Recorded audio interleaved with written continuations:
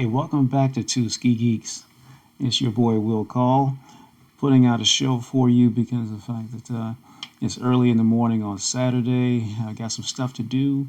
I got a family reunion later on, and I got to do some grilling just after I finish the show. I got to grill some chicken wings that I've had marinating overnight, and I'm looking forward to our family reunion in the Maryland area. But I wanted to put a show out for you guys. With just a plethora of the things that are going on so far as the sci-fi and entertainment business that we in our hobby that we so much love, and it's just so many things that I'm watching like in between, and I put a little list together, but I don't even think I've completed the list of the different shows that I'm watching and or in between. It's like Sandman on Netflix and Paper Girls on Amazon Prime. Terminal List that's also on Amazon Prime. Chris Pratt, he's kicking butt on there. You got to give him credit. And then Star Trek: Strange New Worlds with Captain Pike as the captain. Tremendous cast, great writing, and I think I'm on episode 4 now of the season. I think there are 10 episodes of Strange New Worlds, but I'm on episode 4. Again, very good show. But I wanted to go back and highlight what I first mentioned, which was Sandman, which is on Netflix.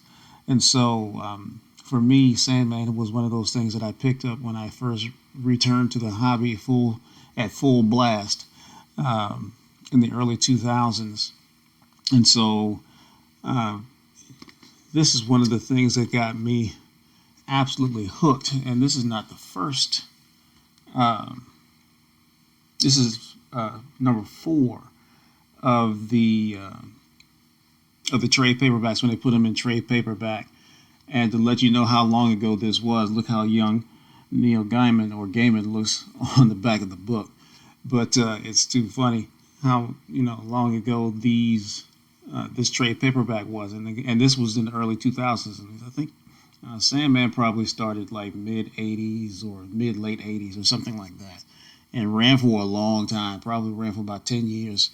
And then there have been many other books and releases of and volumes, continued volumes or new volumes and stories added to the Sandman. But this was the first one, I believe, one of the first ones that I read. And I think I have other trade paperbacks earlier than this one, but I can't find them yet. But I was convinced when reading this back in the early 2000s that this was something that I had to collect as a series. Now, I'm not going to show you the series, the books, individuals, whatever that I have, but for the most part, I have a great deal, probably 1 through 30 or 50 of Sandman, of Volume 1 in the series, in the individual books.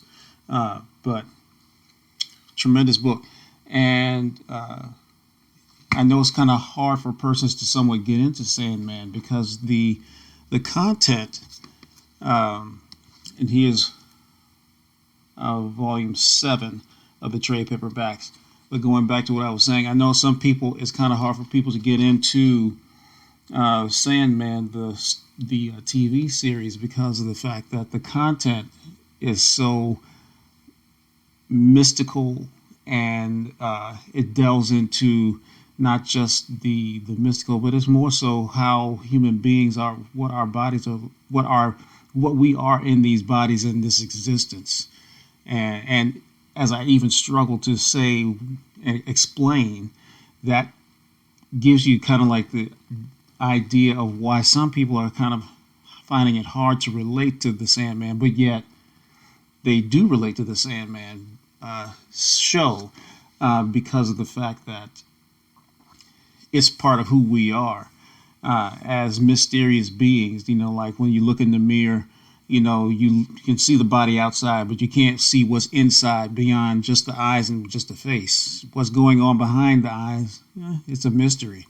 And that is kind of like what the Sandman does. It begins to introduce an explanation and his way of explaining kind of like who we are, but via DC mythical, mystical, occult spiritual whatever characters, and so the Sandman is one of them.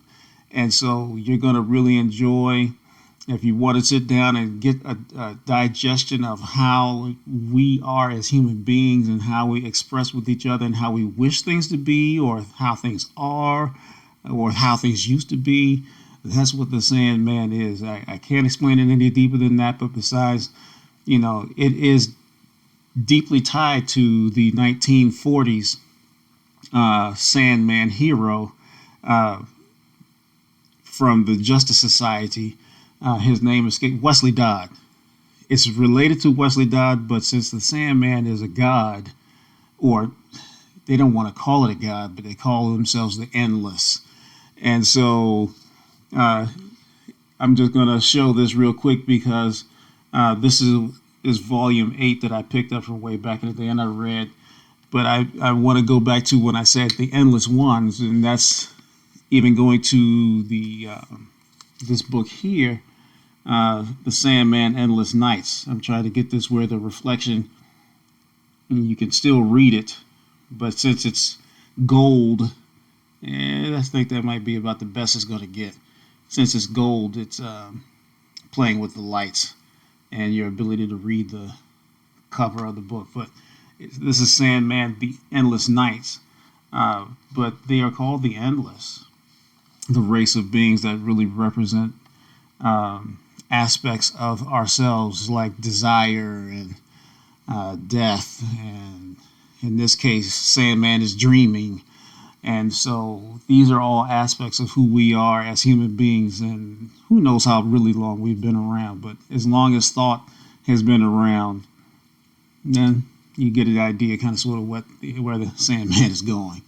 And so quirky, deep, profound, this is another word to use for the Sandman, and I'm really enjoying the show. Neil Gaiman has done a great job with this, and and David Goyer and other persons related to the show, they've done a great job on trying to translate these complex subjects into stories that would be enjoyed on the TV screen for mass production or mass consumption. And so I hope you really enjoy the series as much as I am. And so one of the things I really want to look at next would be not just the trade paperbacks for Sandman, but some of the things I even noticed that they say, some of the DC titles of comic books that they mentioned during the show, like Welcome to the House of Mystery and things like that. So another book that I found in the archives in this case would be The Witching Hour, which they're beginning, I'm sure that they will probably somewhere along the way begin to introduce even the Witching Hour and topics related to Witching Hour. And then you also have, in this case, Doorway to Nightmare is another occult and fun book that they use, that DC has used way back in the day. This is the first cover and first appearance of Madame Xanadu in DC lore. Don't ask me the year, but it's probably early 80s or late 70s, but it's a 35-cent cover, so it's probably late 70s, mid-late 70s with a 35-cent cover. And so that was the first appearance of Madame Xanadu. And one of my other favorite characters related to the occult and DC lore. And I love DC books. So as much as people try to dog them out, and thus the shirt, but people try to dog out DC movies and things like that. But you really got to look at DC's animation. Get yourself some HBO Max and look at DC's animated movies. They are superbly done. So well done. And so going back to my collection of what I wanted to show you today, and that is one of my favorite characters, the Phantom Stranger. And this is the first Phantom Stranger in his own series.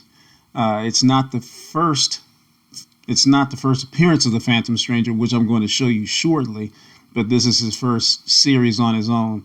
And Neil Adams, as we talked about him in the past, who just recently passed a few months ago, is the artist on the book. Tremendous, at least on the cover. And Neil is a monster as always. And I'm proud to have this book with the Phantom Stranger in my collection. But I got deep into the Phantom Stranger via this trade paperback, showcased the Phantom Stranger. And so the only drawback about these trade paperbacks from DC, and I hate that they did it that way, is the fact that the stories are retold in black and white as opposed to the color versions. But what is cool about it is the fact that you get, as they brag about, over 500 pages in comics. You get a ton of stories related to the character. Let's see here. What starts with the Phantom Stranger is first appearance will be showcase number 80. And that was in February of 1969. And Neil Adams was the cover artist on that book in 1969. Showcase number 80. And the cover looks like this, but of course in color.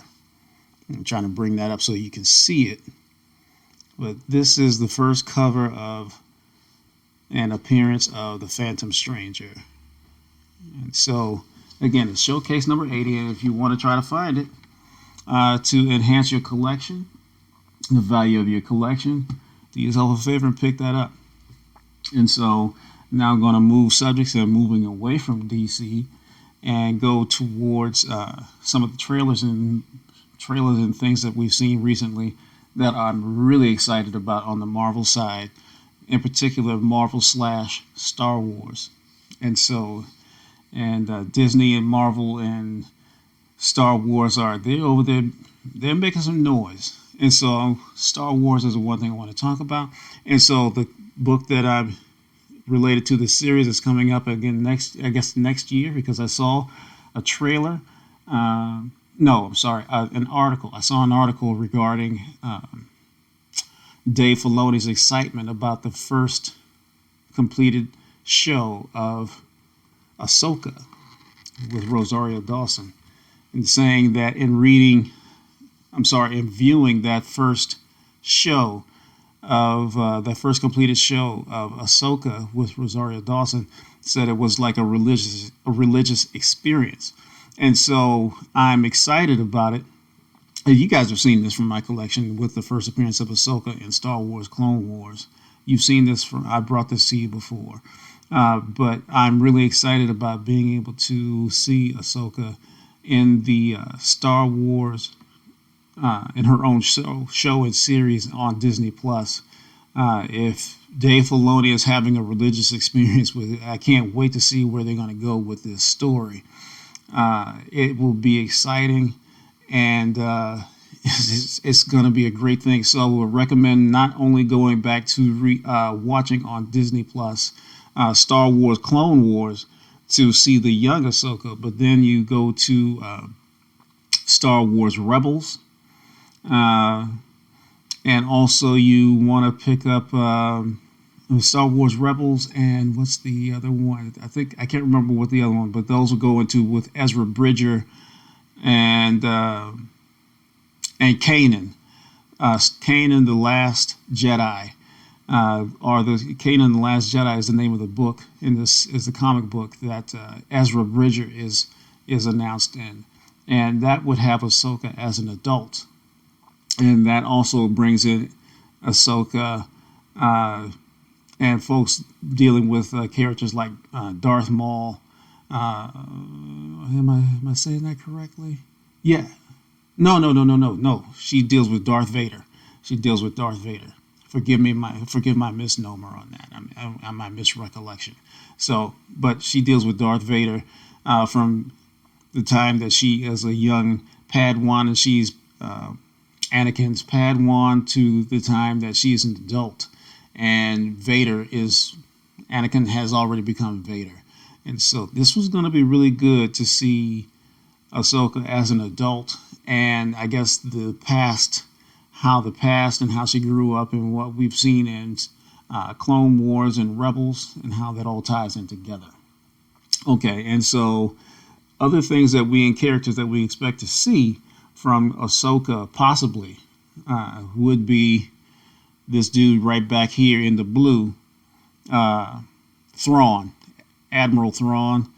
There's a strong possibility we get the chance to see him in there, and this is the first appearance of Admiral Thrawn in Star Wars: Heir to the Empire #1. This is his first cover appearance. Way back there, like I said, you see his face in the blue in the sky, and so if you can find this, it's starting to get a little pricey now. But if you want to still try to get in a little early, you can do that. And let's see here, I'll skip this one because this would not be a good example. A friend of mine, that one of the fans of the show, and a good friend of mine that I've known for a long time out in Louisiana, shout out to you, Rob. He and I were texting and talking about things that we would love to see, or things that or battles that we would love to see. And I'd forgotten about this until I went to the archives looking for books to show for you today, and that is Maul. Since I mentioned Maul, that was the reason it was on my mind, because I picked those books up from downstairs, and that's this one, Star Wars Tales #9. And what is intriguing about that is the fact that, as you see, featuring Darth Vader and Darth Maul. And so this is one of the times when Vader and Maul square off. And so this is the A cover. And this is the variant of Vader and Maul. So they're both Star Wars Tales #9, but this is the variant here. And so if you want to do yourself a favor and get your read on and enjoy someone telling a story about Vader and Maul, and I love Maul's look, man. Just even the look of Maul was amazing. I love that character, and I just hate that he got taken out so early in the lore. And the only thing you get a chance is to see where he was in the past.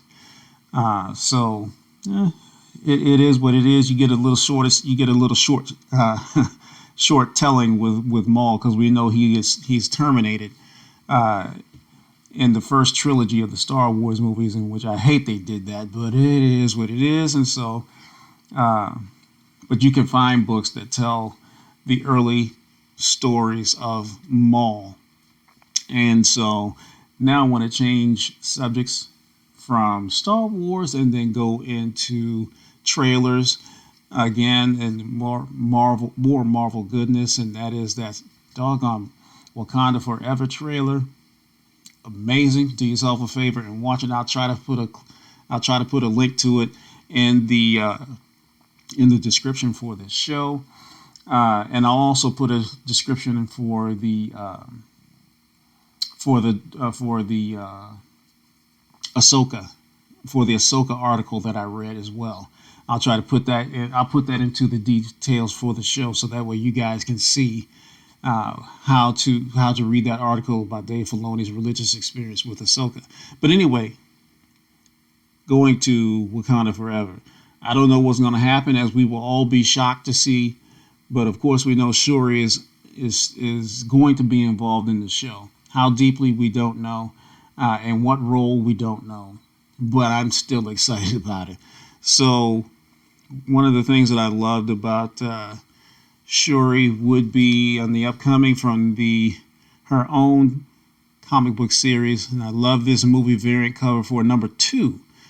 I didn't bring up #1 on purpose, but I love this movie variant cover for Shuri in her own individual series, #2 in the Shuri series.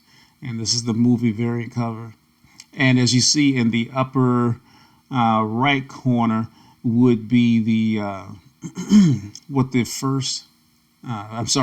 original cover would look like.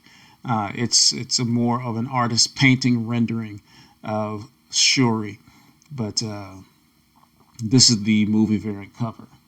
And then going back to a precursor of Shuri's series that I just held up for you, and that came out a few years ago. But this book I'm about to show you here came out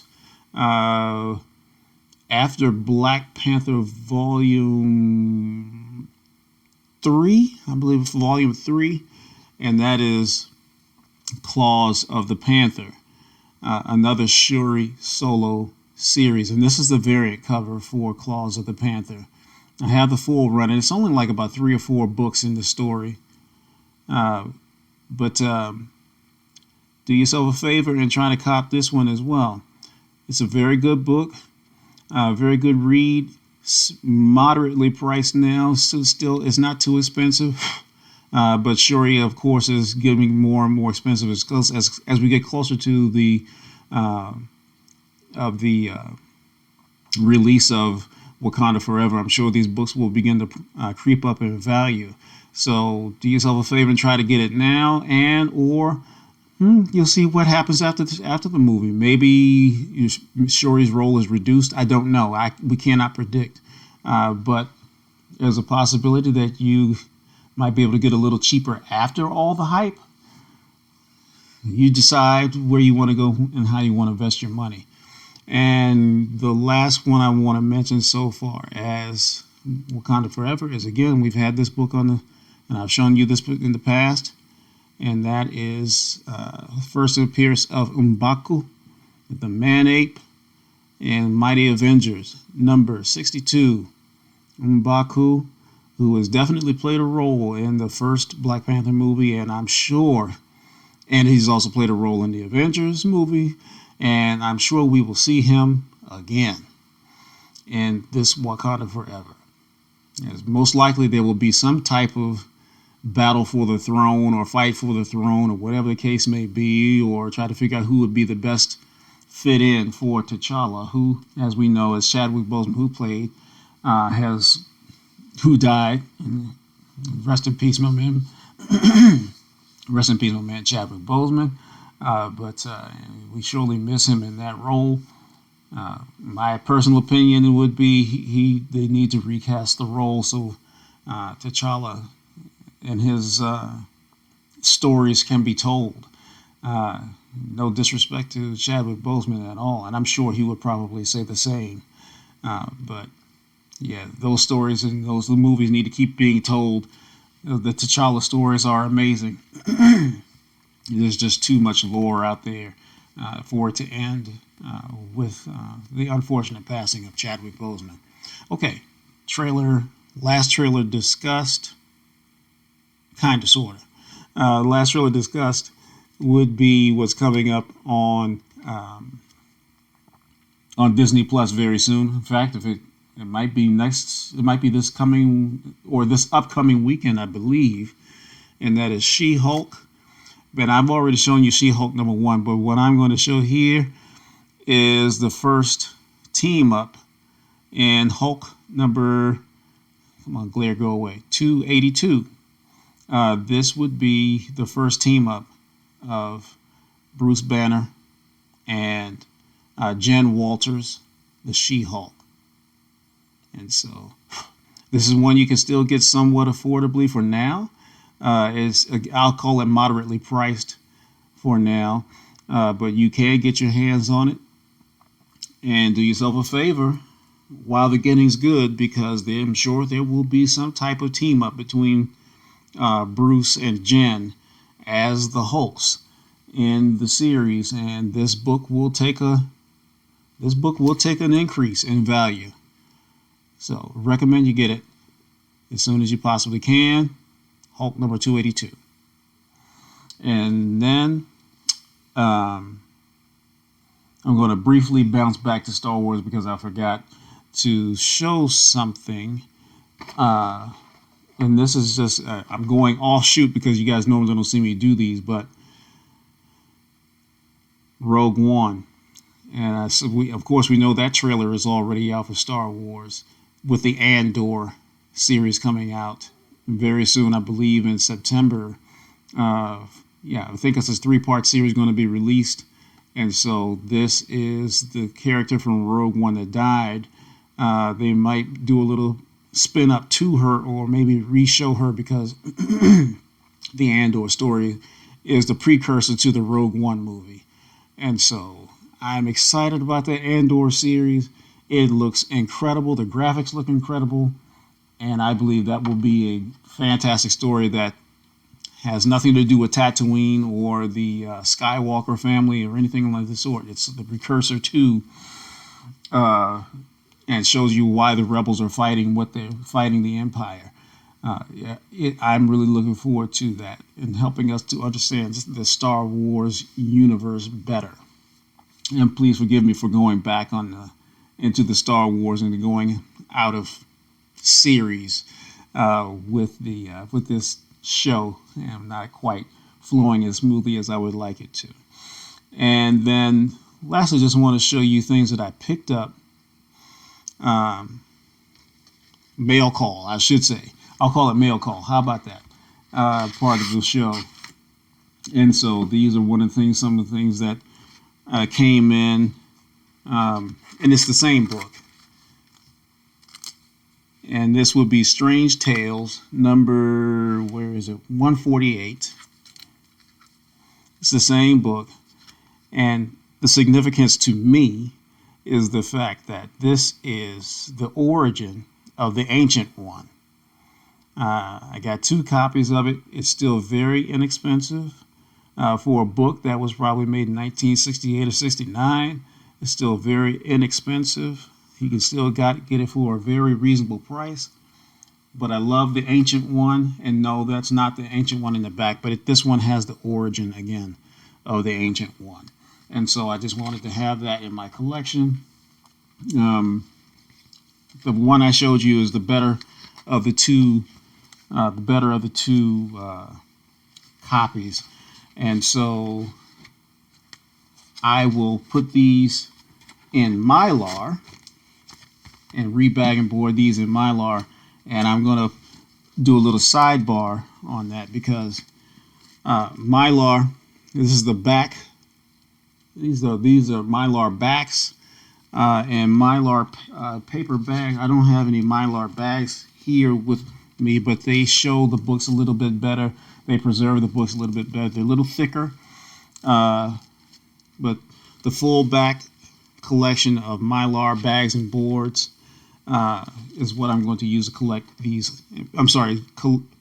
Protect these old books that are the ones that are extremely old. But they show the books a lot better. The plastic is not as dull as the regular bags and boards, because these are Mylar bags and boards are a little more pricey, but you reserve those for your high value books. And so now going back into mail call, coming off that sidebar, these are books that I picked up and ordered from Frankie's Comics a few months ago. Frankie's Comics is down in North Carolina. But I wanted to show you, not a few months ago, a month ago. I'm sorry. But anyway, let me look in here. And, man, I thought I was prepared. I'm going to make sure that I edit this out. Now, back to our regularly scheduled program. And so I have removed the plastic and the tape that was around these boards, these books, the tape that was around these books, and holding them in place and delayed the show. But these are books I had to get. Saw them, Frankie's, going back to the old Moon Knight series. This book here is The Virgin. And this is a trade, as they call it, trade dress with the title of the book. But this is Moon Knight #1. And I believe this is the Bjorn Barons cover. Trade and Virgin covers. And of course the difference in this one here is the fact that it has the Blood Moon. Some Harley Quinn goodness, who is She's becoming more and more popular all the time. And so this one here is a throwback to Catwoman. I think it was Catwoman Volume 2.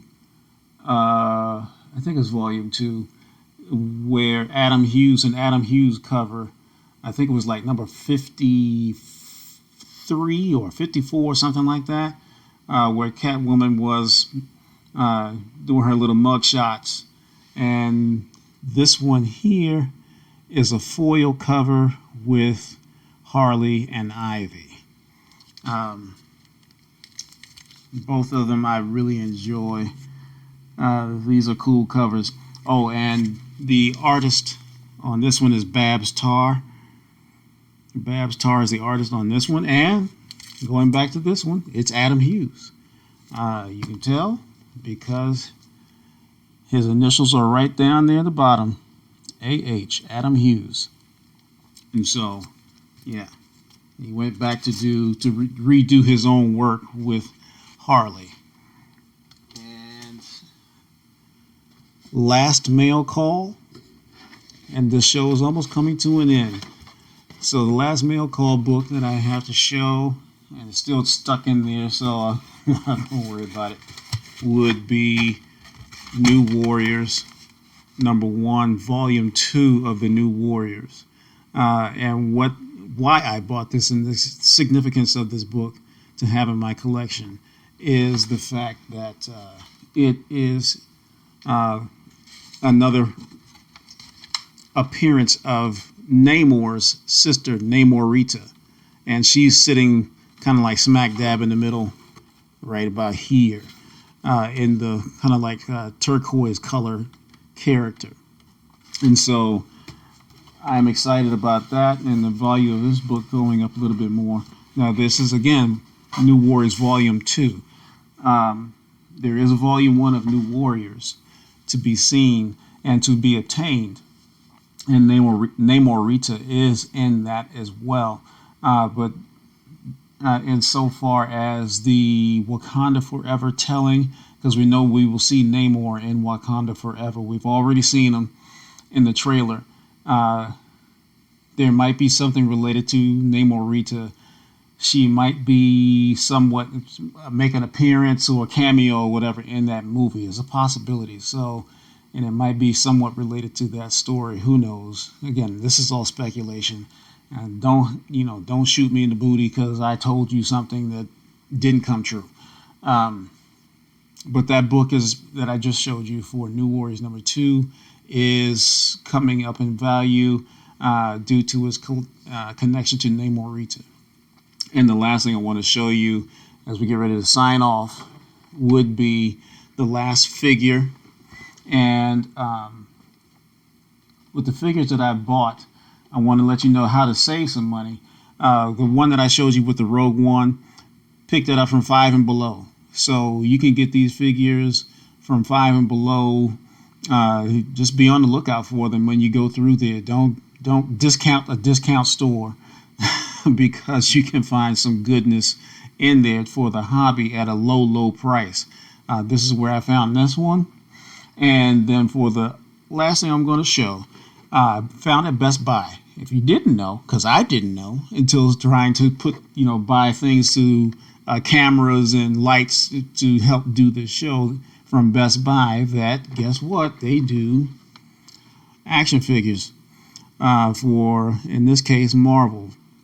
And so this is where I found the High Evolutionary, one of my favorite characters, first debuted in Thor #134. But the High Evolutionary, and we've seen trailers for him in the new Guardians of the Galaxy 3 trailer for the High Evolutionary. And so this is a figure. If you can find it, good luck. But they do sell figures in Best Buy. And so I want to thank you guys. If you can't tell, I'm having so much fun with you. When I do these shows and when John Michael and I do these shows together, it is our pleasure. It is a blessing for us to show you and share with you some of the things that we've been doing over the last, most of our lives. And so thank you for spending time with us, the Two Ski Geeks. Stay geeked up about our hobby as we are, and we'll check you next time. Peace.